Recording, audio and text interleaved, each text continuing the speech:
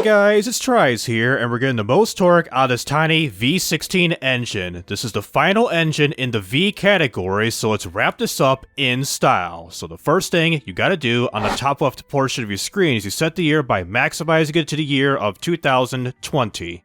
And after you've selected the V90 V16 engine configuration, which the V16 engine, just saying, this is a DLC exclusive, which you can buy this for like, I think $7 or $10 in the Automation Steam store. So assuming you got this engine, choose this engine, you can choose any of the 4 block materials that you may choose from. I'm going to select magnesium for the sake of weight, but not the greatest in heat conductivity and water corrosion issues or something like that.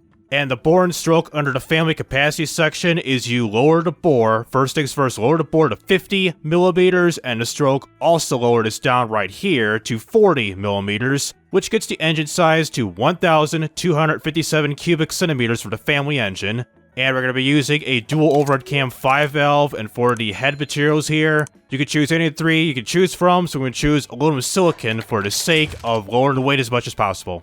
And right next to head material with this quality slider right here is you maximize this bad boy to a plus 15 for everything. No matter it's for the engine in general, the top end, the bottom end, turbocharger, the fuel system, the exhaust, you do this for everything. And right next to the quality slider right here where it says the click to edit the available sandbox tech pool, this little box here, you click on that to bring up this sandbox tech pool window. And under the engine tech section right here is you maximize the quality for everything to a plus 15, not a 25 game. So you do a plus 15 for the engine in general, you do it for the bottom end, same thing for the top end, and the aspiration like the turbocharger, the fuel system, and for the exhaust. Once you plus 15 everything you see right here, click on Apply Changes, and we'll go over to the bottom end of this engine. So first things first, in the bottom end section right here is the variant capacity window, is you lower the bore yet again to 45 millimeters, and for the stroke is you lower this, same thing at the lowest setting of 28 millimeters, to get the true engine size of 713 cubic centimeters, which is about 3/4 of a liter. And for the crank con rods and pistons and the balance of mass and everything, so for the crankshaft, we'll be choosing the strongest material, which is billet steel. Same thing for the con rods by setting this to a lightweight titanium, and the pistons, not so much, as we'll be choosing a low friction cast because this is pretty much the best option in terms of generating the most power and torque for this build. And the balance of mass, we're not going to need one whatsoever for this engine build.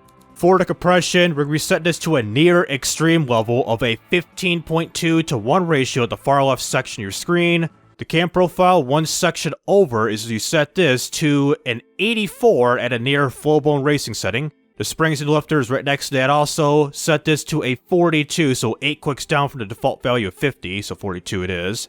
And we're using VVT for all the cams, and for the RPM limit is we're setting this to a 10,300 RPM. For the turbocharger, it's going to be a single turbo setup with a smart boost system with the intercooler size set to 299 horsepower, so a few clicks down. And the aspiration setup details for the turbocharger in general, it's going to be a standard geometry of a ball bearing setup with the compressor size set for the first window at 72.0 millimeters. The turbine, you keep this as is, the second window at 72.2 millimeters.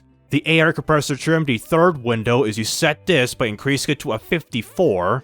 And finally for the boost, we'll be going pretty wild on this one. The fourth section is you set this to a 61.64 PSI, which is right here.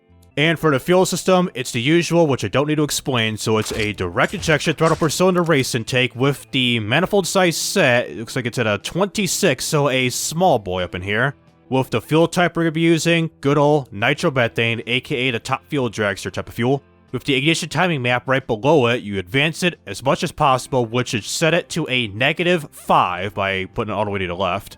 The fuel mapping right next to this is you set the fuel mapping to a 20, so at a more lean setting. And finally, for the headers, like the exhaust and everything, so we'll be choosing the tubular racing headers with the header size set down to a 40, with the exhaust diameter size set to an 88.9 millimeters, which equals to 3.5 inches. And finally, no catches and no mufflers, and finally, bring up that quality.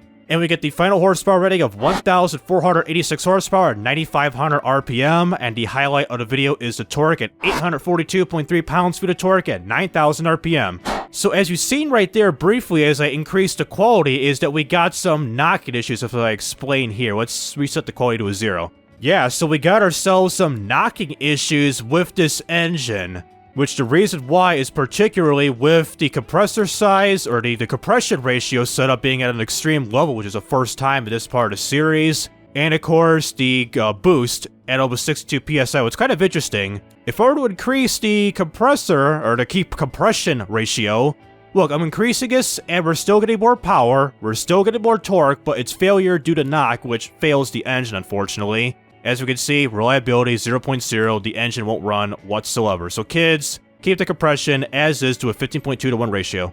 Okay, so for this video, I'll give you a listen to this engine while I test this bad boy out in manual testing mode. I'll show you the graph for just like a few seconds, and I'll hide the graph by doing some fake gear shifts for about a minute, and we'll end off the video right then and there. So bring back the graph visibility, and start her up right now.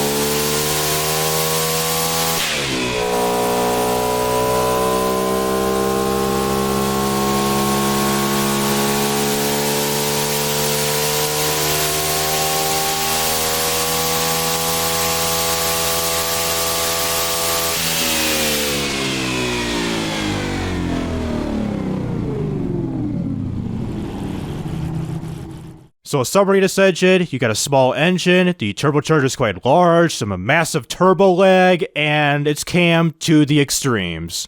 So that'll do it with automation. The car company Tycoon gave with this small, torque-heavy V16 engine. It's quite interesting that instead of stress limits with this engine, there's a knocking issue with the lack of fuel octane because the turbo compression setup.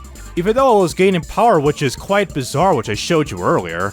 Also, I'm not going to do the Boxer 4 and 6 engines because their turbo lag is unbearable that there isn't a point in creating something like that or to showing it to you guys with this series here. So, I'm not going to show you the Boxer 4 and 6 engines, so I'm pretty much going to conclude this part of the series of building automation engines. I'll probably think of something for the future.